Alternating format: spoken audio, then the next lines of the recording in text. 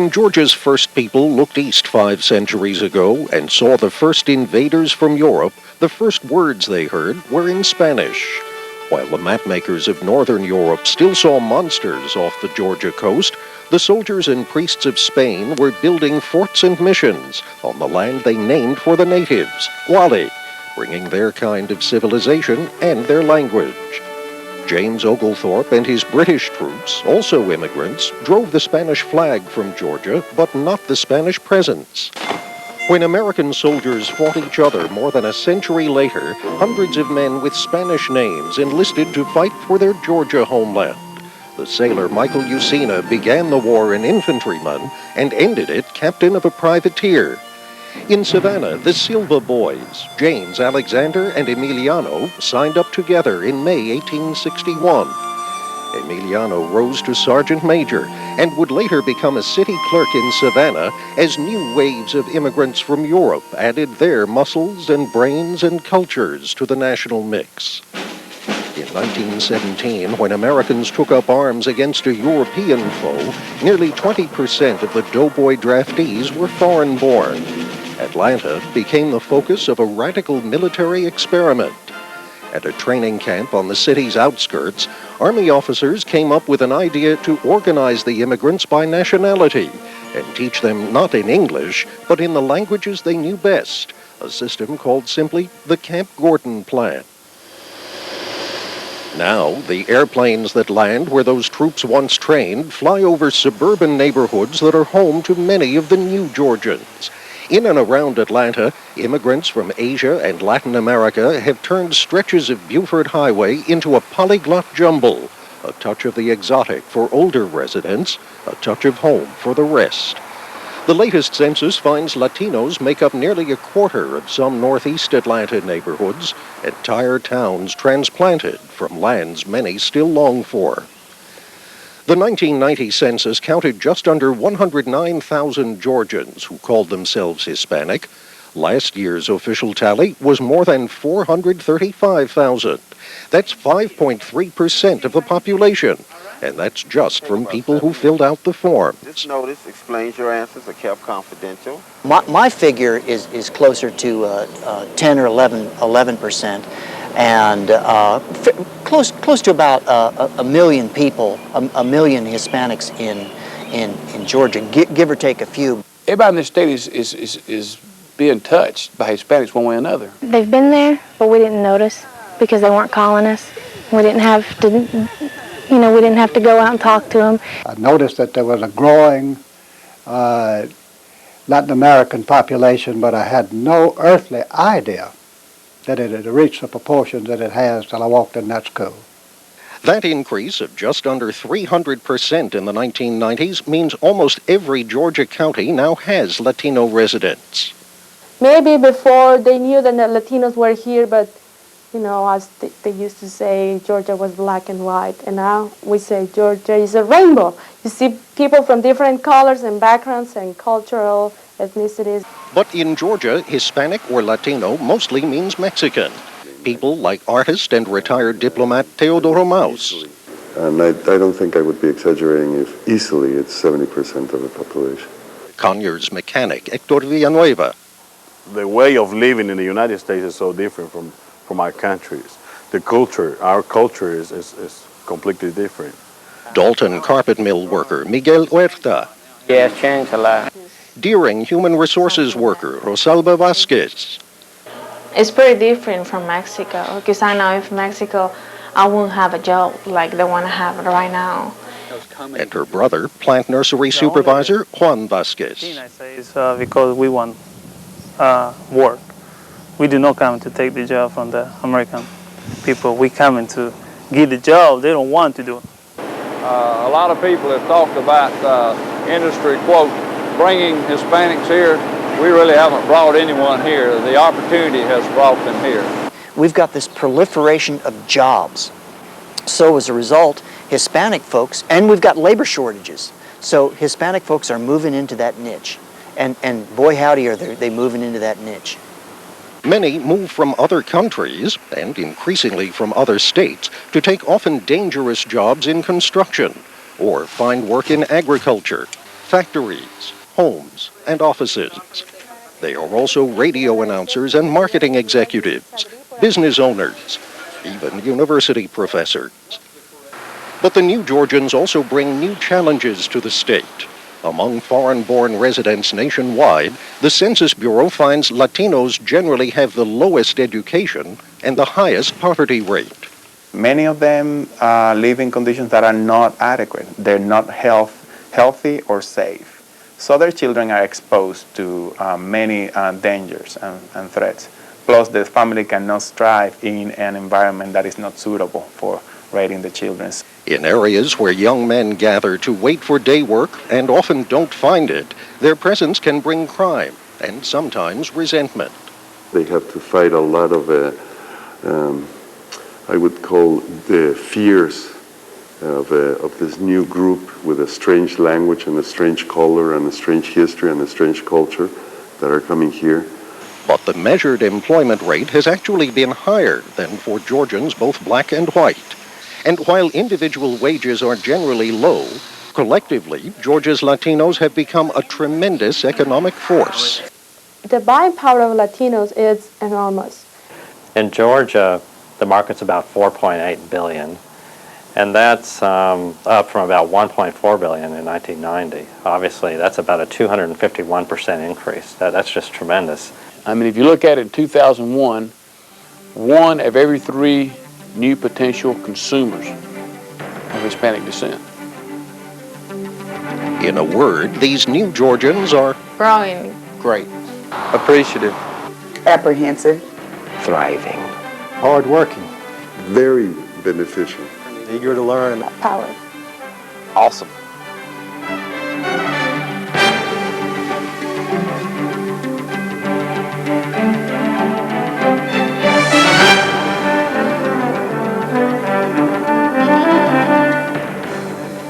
Latinos are choosing Georgia for the same reasons most people do. Georgia offers many opportunities. It has plenty jobs. It offers quality of life. And that's what we have heard. We like it here in Georgia because it's quiet. We can raise our children. There's not much crime. Georgia also had a unique attraction. In the run-up to the 1996 Olympic Games, contractors were desperate for workers, and the Mexican economy was in trouble. When the INS contacted me and said, from here, for public relations purposes, from here until the end of the Olympics, we're not going to be doing any enforcement. And I said, I read the papers also, I know why.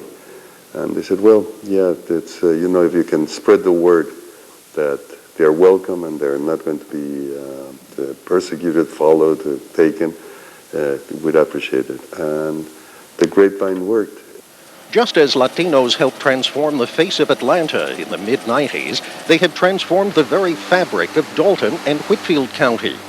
When the mills that make most of the nation's carpets couldn't find enough labor in the 1970s and 80s, retooling and automation saved the industry. And then in the 90s, I think the thing that has really allowed us to grow and to prosper as an industry has been the influx of the Hispanic population. You want 1,000 feet, 1,000 square yards. Rosalia Stewart, born in Mexico and raised in California, was one of the early arrivals. When I first moved out here, I felt like I was the only Hispanic here. But it feels okay. I'm glad to see a lot of Latinos or Hispanic here in Dalton. And there are a lot. Latinos now make up 22% of Whitfield County's population, the largest concentration in Georgia, and about 40% of the Dalton area carpet industry's workforce. Right here in the industry, in the carpet, you go 7 days if you want to, and day and night, and no matter rain, snow. It's the reason a lot of people try to come over here. But the huge population growth has put a strain on public utilities and private resources. The impact of the Latinos coming into Dalton was so quick and so fast that the housing industry didn't have the possibility of keeping up with that. And schools are having trouble too. Statewide, just under 1 in 20 public school students is Hispanic. The figure has nearly tripled since 1994, with the greatest impact in the lower grades. Dalton schools are now more than half Hispanic. At Dalton High, many students learn English along with economics. Well, prices go up, their incomes stay the same. That means that they can buy fewer goods and services as the years go by. And at Roan Elementary School, more than 4 out of 5 students are Latino. Where would this sink be? Bathroom. In the bathroom. That's a bathroom sink, isn't it? Number one, we teach the children English. They're going to be living in an English-speaking world as if they stay in the United States or if they are in some other country. Many children at Roan Elementary get dual language instruction. Get ready. But her mother said, I do not have your red toothbrush. Then what does it say? Stop. They do for an hour and switch to Spanish. Excelente. Qué bueno. The concept is introduced in their first language. They can understand it better, and then I'll switch over to English and explain it in English.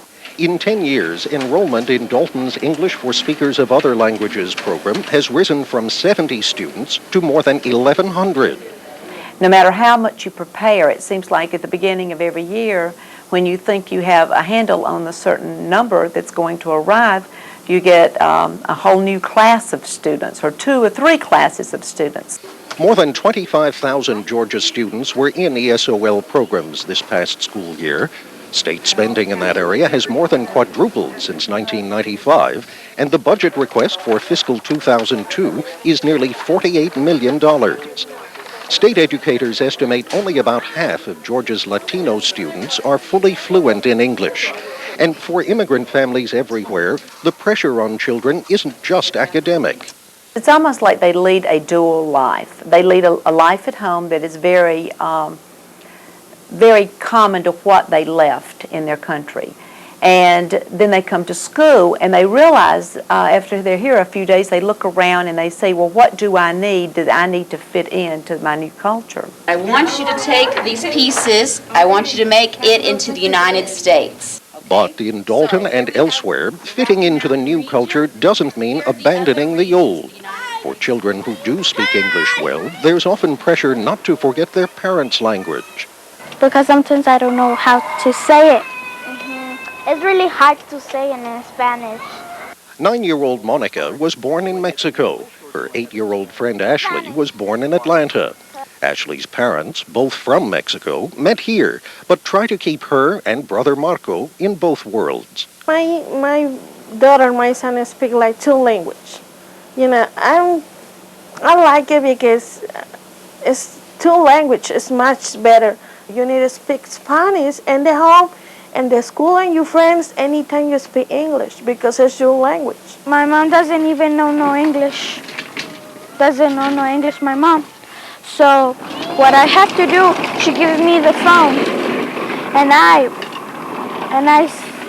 I speak to that person who's talking to me, and then I say, and then when he's finished or she's finished talking to me, then I tell my mom in Spanish what they told me. The little adults now, in many cases when you have parents that neither one speaks English, the child that is already attending school, that is learning the language, that can actually speak English very well, is the one that is serving as a translator for the parents. And sometimes they get mad because they get desperate that they don't understand or what I think they should do, and I always tell them to do is just go to school, get a course in English, get a semester or something, you know, but learn it.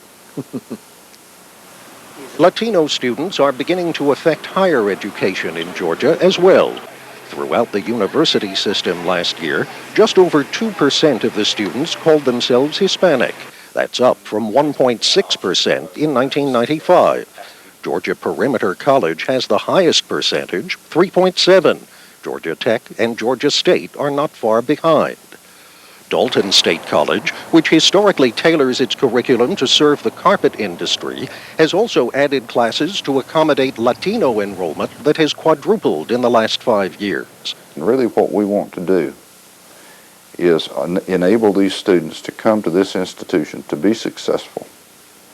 And then, through the process of growing our own, so to speak, putting Latino professionals back into the Northwest Georgia workforce in positions that will enable them to be change agents for positive kinds of activities.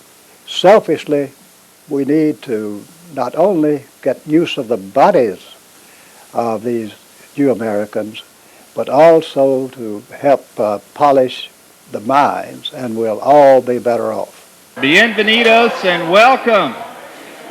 Are we having any fun yet? It's party time at McCorkle Nurseries near Augusta. It began turning to Latinos after finding 4 out of 5 local hires didn't even stay for a year. Our turnover is now just above 25%, and that's awesome for our industry. And the other thing that happened to us is our individual productivity per employee doubled. Rosalba Vasquez wasn't always in an office. When she joined her brother after finishing high school in Texas, her job was quite different. Labor work, loading trucks, unloading trucks, and moving plants.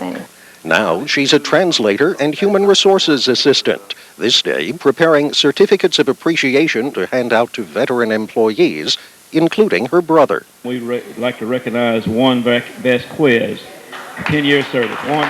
La otra persona es Juan Vázquez, también con 10 años de servicio. When I come over here, I do not understand the language. It was difficult. Everything they give me orders, they had to use fingers and point me what I had to do and how. It was difficult. I got hard time. But Juan Vasquez has helped change things. We have a fabric of middle managers now that are Hispanic, that are bilingual. The story is a little different in Hall County. Latinos are now more than half the workforce that sends millions of pounds of chicken to the nation's tables each day. In Gainesville, they celebrate the barnyard hen as the first lady of industrial agriculture and celebrate the new workers as well. In fact, it would have been extremely difficult for many plants to have operated without this very good workforce. If you treat them well, if you provide good opportunities, if you show them that you care about them as individuals, which I'm not sure that's always happened to those folks in the past in their own culture, then I think they will show you loyalty and a lot of hard work for that. But some Gainesville companies have trouble promoting from within. In their culture, it is not considered to be one of those great things to be in that position, and we're working at that, working to see if we can break that stigma, I guess you might call it, about being a supervisor. Dickens Company tries to teach new employees things beyond language and culture. Banking is not probably one of the things that they look to when they first arrive, but if you're going to establish yourself in the community, you need to have some banking ties. 20, 40 y 10, 50. Bueno, gracias. Que estén muy bien. Hasta luego. One Gainesville bank is trying to educate customers who often had good reason to distrust banks in their home countries. So we try to explain every step, and that way they can understand why it's very important to open an account and the credit, and that they are safe. It's better than have the money in the house. With its bilingual staff and hours tailored to the Latino community's preference, everybody wins.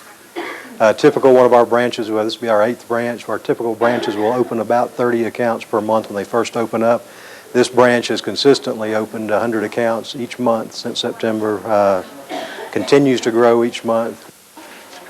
All that money doesn't just sit in banks or under mattresses. Mexicans across the country sent home more than $8 billion last year, Mexico's 3rd largest source of foreign income. And what Georgia Latinos don't save or send, they invest or spend. The number of Hispanic-owned businesses in the state more than doubled between 1992 and 1997. That year, the Commerce Department estimates they took in nearly $2 billion. In fact, one thing that's really interesting is despite the fact that Hispanics have lower income levels than non-Hispanics, they actually spend more on food consumed at home. Beyond the obvious businesses like food, Latinos are also running construction and trucking companies, newspapers, and even .coms that serve as both an online community for Latinos and a point of contact for Anglo business and government agencies eager to reach them.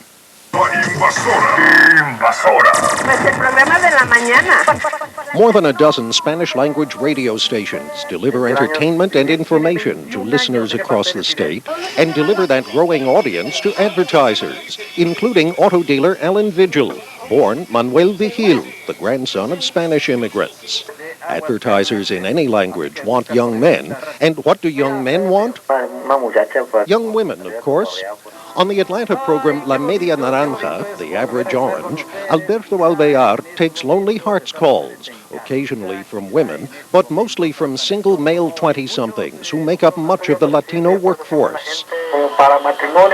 Some, like 22-year-old Eduardo from Durango, Mexico, say they want a wife. But not too big, he says. And Metro Atlanta's first Spanish-language television station, due early next year, may let a larger audience appreciate the arts and culture that many of the New Georgians bring.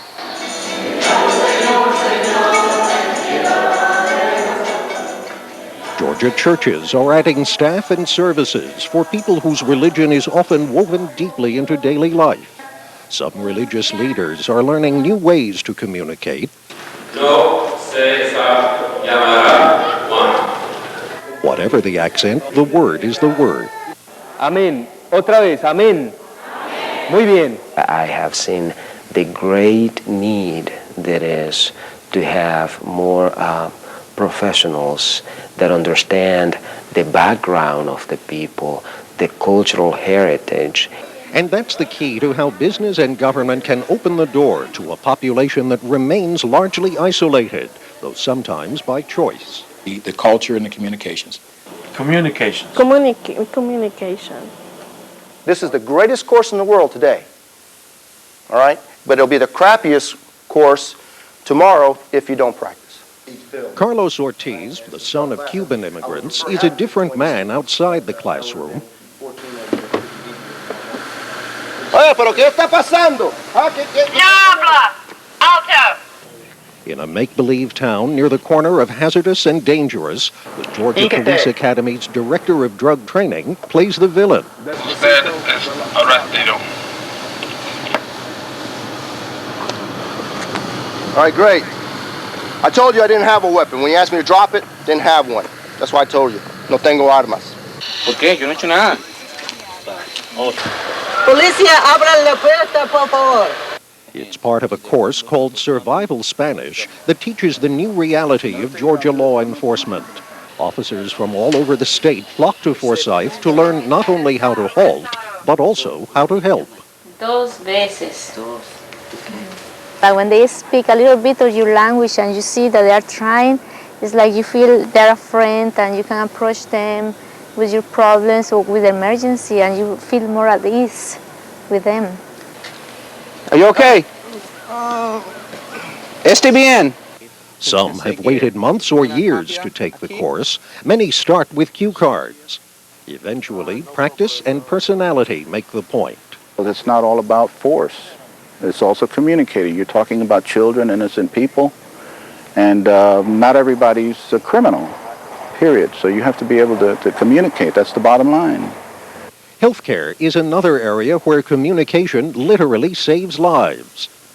Like many Georgia hospitals, Athens Regional Medical Center has had to learn to communicate with a changing patient population, often at considerable cost. We have gone from an annual use of the language line of about $50,000 to $100,000 annually now. And through its own Spanish language coordinator, the hospital tries to provide something more than words. We provide trust. Once we gain that trust from the patients, everything, they're very receptive to everything we teach them or we suggest. Most of them are undocumented and they're very fearful So they know that they can trust us, and you only have to show up in the emergency room or the midwifery services to know that they trust us. On a summer Sunday morning at a nearby mobile home park, a hospital team talked to prospective patients, people who often have no extra money, no medical insurance, and no car. She said that the person she knows has told her that $20 for the cab to Athens. This woman has diabetes. Her neighbor has a rash, and worse, may be on the verge of appendicitis. They spread the word about possible alternatives to emergency room treatment, about pay, and about preventive care. How to use a thermometer, things like that. We do on a daily basis. We want to make sure they understand, and whatever it takes, we'll do. So far, Latinos lack the political power that might bring more rapid change, but that itself may be changing. Hector Villanueva moved to Georgia from Mexico 18 years ago, without papers, to help support the family after his father died. I talked to my mom about it, and she told me that, take a chance.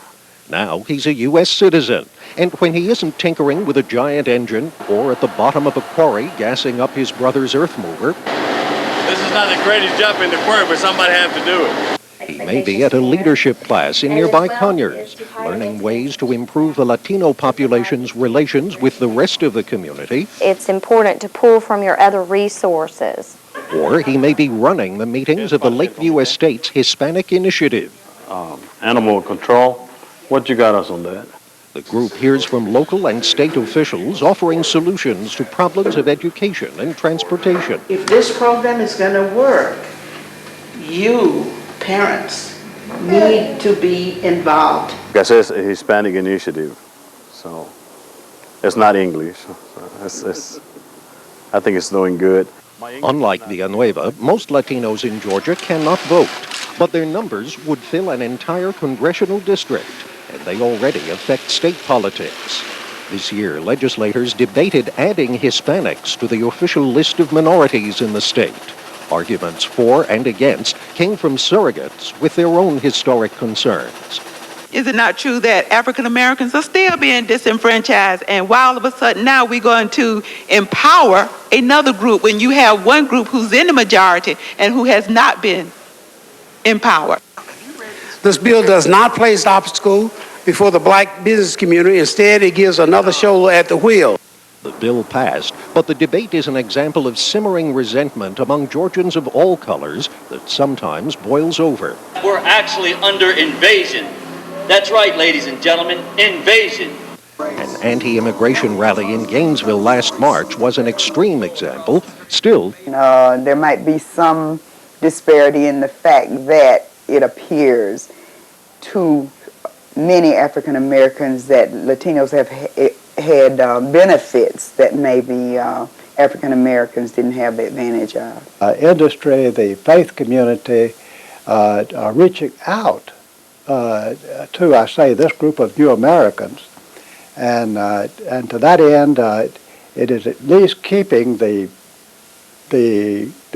basic prejudice that is there in every community subdued to this point. It may get worse because as the economy gets bad, as you begin to fight over scarce resources, as companies then will begin to pick and choose who they hire. And we have to make sure that immigrant workers who come here are not abandoned during slow economic periods, and that we will continue to support their efforts. And barring economic disaster or another major change in federal law, the immigration trend is far from over. New arrivals crowd the offices of the Latin American Association, looking for information on visas, voting, housing, and jobs. Dalton may be the model for Georgia's future. This is the changing landscape of Georgia. I believe that every district within the state within the next 5 to 10 years is going to look like Dalton.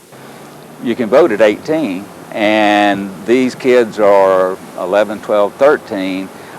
You just do the math, and it's not going to be very long. And it won't be long after that there will probably be a majority Hispanic representation on this council.